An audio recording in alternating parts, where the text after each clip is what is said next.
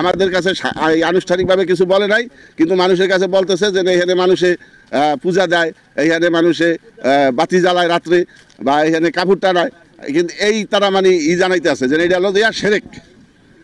যত শিরিক বেদাত এটার উপরে আইছে, আর কোনো শিরিক বেদাত নেই। তারা বলে এটা বেদায়েত। এটা কি মানুষ কি ছায়া নেওয়া কি বেদায়েত? আমি এইটা বুঝলাম না কিছু, যে ছায়া নেওয়াটা বেদায়েত, এখানে এসে একটু জিরানো বেদায়েত। এই যে আমরা গরু বাছুর পারি, এখানে কিন্তু আইনা বান্ধি কেন? ছায়া নেওয়ার জন্য এই জায়গাটায় বান্ধি কেন কাটলো তা জানি না। আমাদের দাবি যারা এই ক্ষয়ক্ষতিটা করছে কেন করলো, কি অপরাধে করলো, আমরা সরকারের কাছে ন্যায্য বিচার চাই। এই গাছে অনেক হাজার হাজার পাখির খাবার, এই যে এই গাছে ফল হয়, এই ফলগুলি সমস্ত পাখিতে খায়। এইগুলি ওই যে মাজার ভাঙ্গা গ্রুপ, ওই হুজুরেরা এই বট গাছ কাটার জন্য এই আন্দোলন। এখানে ওই যে কোনো মেলা হইতে পারবে না, 5 জন একখান হইতে পারবে না, এই জন্য হইলে এই গাছ কাটার করছে ওই মৌলবাদী হুজুরেরা। এই গাছটা এরকম একটা সৌন্দর্য হয়েছে, সবাই মনে করেন এখানে আসে, নদী পার ঘুরতে আসে, বা সবাই মানে খেওয়া নদী পার হওয়ানোর পরে এখানে একটু আশ্রম নেয়, মানে সবাই জিরা একটু ভালো একটা ছাওয়ার জায়গা, বুঝছেন? তা এখন বট গাছটা কাটলো, বট গাছটা কী দোষটা করছে?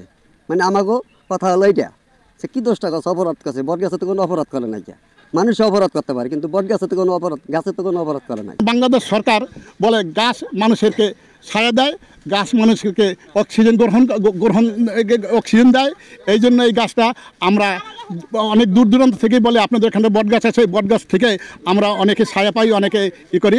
এখন এই জন্য মৌলবাদী সংক্রান্ত লোকেরা এই বট গাছটা কী ক্ষতি করেছে, আপনাদের কাছে, আমাদের সরকার বাহাদুর কাছে আমাদের একটা বিচার চাই, এবং সুবিচার, এবং মাদারীপুর আনুষ্ঠানিকভাবে জেলা কর্মকর্তা, আইন প্রশাসন, এসপি সাহেবের কাছে আমাদের বিনীত নিবেদন, এই যে এই বট গাছটা কী অসুবিধা করছে, এলাকার জনগণের ক্ষতি করেছে, এই বট গাছটা কিছু মৌলবাদী, কিছু ওহাবি এবং ওহাবিরা আছে, এবং হিংস্র লোকরা আছে আলেম সম্বাদের ভিতরে, তারা এই কাজটা করেছে। আমি দেখেছি যেটা, যে গাছের একটা অংশ তারা কাটার চেষ্টা করেছেন কিংবা কেটেছেন, গাছের নিচের গোড়া এখনো আছে, এখনো গাছটা জীবন্ত আছে।